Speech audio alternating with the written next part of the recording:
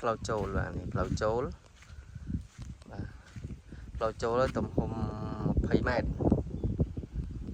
នេះបកគោភ្លើងបាទពីហ្វាពីខ្សែ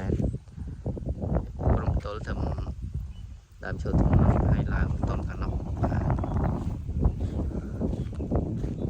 មកខាងនេះពោត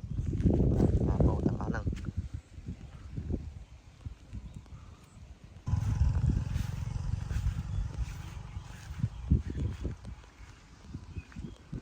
បាទទល់នេះពីនេះទៅទល់នឹងព្រៃហ្នឹងហើយប្លុកហ្នឹងទាំងអស់នេះជា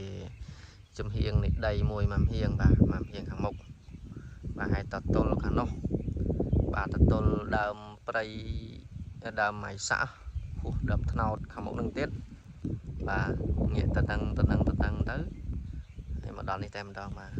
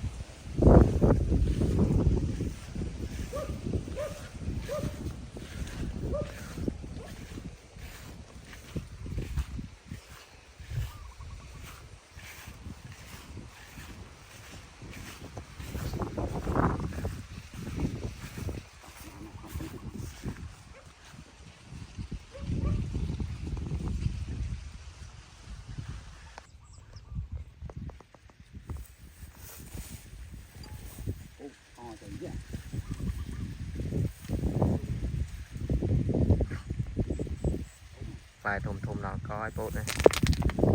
ពោតក្រហមគេដល់មកផលទេឡើយ